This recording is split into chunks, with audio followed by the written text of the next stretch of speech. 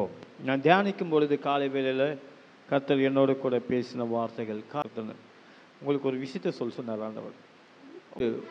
ஒரு ஓட்டப்பந்தயம் ஒலிம்பிக்கில் ஓடுறாங்க, பெண்கள் தான் ஓடுறாங்க, 5 பெண்கள் 6 பெண்கள் ஓடுறாங்க.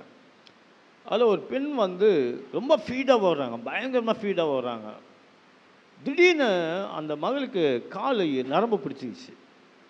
இந்த கால் நரம்பு பிடிச்சோன்னே அந்த ஓடுற ஃபீடு அப்படியே ஸ்லோவாகி முடியாமல் கீழே உக்காந்துட்டாங்க.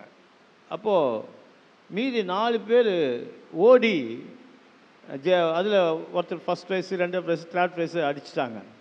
ஓட்டம் பந்தயம் முடிஞ்சிடுச்சு. உடனே வீல் சேரை கொண்டு வந்தாங்க. ஒரு 4 பேர் தூக்குறாங்க, வீல் சேரில் உட்கார சொல்கிறாங்க. அந்த மக அழுதுகிட்டு அந்த கண்ணீர் துடைச்சிட்டு தட்டி விட்டுட்டு என்னை விடுங்கன்னு சொல்லி நொண்டி நொண்டி நொண்டி ஓடி ஓடி அந்த இலக்கை போய் தொடுது. இது அந்த பொண்ணுக்கு கப்பு வராது, ஜெயிக்க முடியாது, ஓட்டப்பந்தயம் முடிஞ்சு போச்சு. ஆனால் ஏன் ஓடணும்? எதுக்கு ஓடணும்? இலக்கு தொடணும். அதுதான் மைண்டு. இந்த 40 நாள் ஜபத்தில் ஒரு மைண்டு இருக்கணும். நமக்கு பலவீனங்கள் வரும், சோர்வுகள் வரும், ஜபத்துக்கு வராதபடிக்கு தடை வரும்.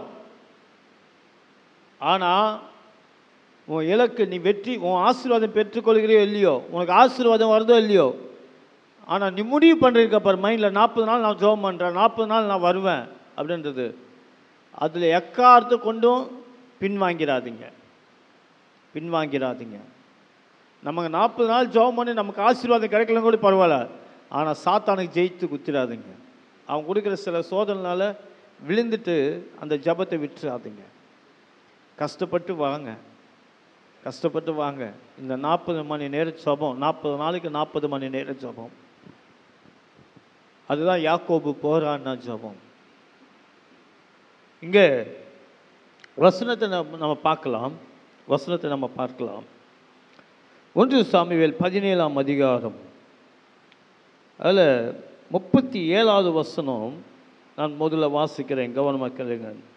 பின்னும் தாவீது, என்னை சிங்கத்தின் கைக்கும் கரடியின் கைக்கும் தப்பிவித்த கர்த்தர் இந்த பெலிஸ்தனுடைய கைக்கும் தப்பிவிப்பார் என்றான்.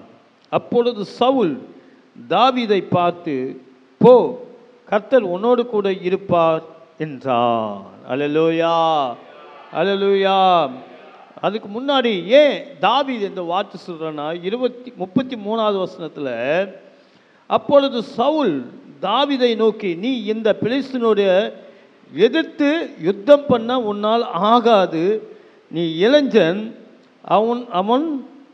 அவனோ தன் சிறு வயது முதல் யுத்த வீரன், அவனோடு கூட எதிர்த்து நீ உன்னால போராட முடியாதுன்னு சவுல் ராஜா சொல்றாரு. நீ சின்ன பையன், அவன் யுத்த வீரன், உன்னால முடியாதுன்றாரு. அதுக்கு தான் தாவீது இங்கே சொல்றான். என்ன சொல்றாரு? சிங்கத்தின் கைக்கும் கரடின் கைக்கும் தப்பி வைத்த தேவன் இந்த பெலிஸ்தனுடைய கைக்கும் என்னை தப்பி வைக்க வல்லவராக இருக்கிறார். கைகள் தட்டி தேவனை மகிமைப்படுத்துவோம். ஹல்லேலூயா. அப்போது என்னன்னா, நல்லா கவனிக்கணும், தப்பி வைக்க கர்த்தர் வல்லவர். ஒருவேளை நீங்கள் எந்த பிரச்சனையில் சிக்கியிருக்கீங்கன்னு தெரியாது. அது கடனாக இருக்கலாம், வியாதியாக இருக்கலாம், பலவீனமாக இருக்கலாம். முன்ன ஒரு கரடி, முன்னாடி ஒரு சிங்கம், இப்போ பெலிஸ்தன் 3. உங்கள் வாழ்க்கையில் இந்த 3 காரியம் ஏதாவது இருக்கும், ஜெயிக்க முடியாமல்.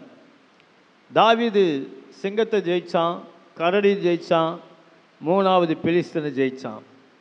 நம்ம ஜெயிக்கணும். ஒவ்வொருத்தருடைய வாழ்க்கையில் இந்த 3 பிசாசுகள் இருக்குது. ஒன்று சிங்கம் போல ஒரு பிசாசு, கரடி போல ஒரு பிசாசு, பெலிஸ்தன் கோலியத்தை போல பிசாசு. இந்த பிசாசு ஜெயிக்கணும்னா கர்த்தர் நம்மோடு கூட இருக்கணும். ஹல்லேலூயா, ஹல்லேலூயா. நம்மோடு கூட இருந்து தான் ஜெயிக்க முடியும். அதான் சொல்கிறேன், நம்மளுடைய இலக்கு எது நிர்ணயம் பண்ணுறோமோ அதை ஓடிக்கிட்டே இருக்கணுமே தவிர அதை அடைகிற வரைக்கும் விடவே கூடாது. அதுக்கு தான் யாக்கோபு ஜபம் வேணும்னு சொல்லி ஜெபிக்க சொல்லியிருந்தேன். கர்த்தர் நிச்சயமாக இந்த வார்த்தைகள் உங்களை ஆசீர்வதிப்பேன்னு நான் நம்புகிறேன்.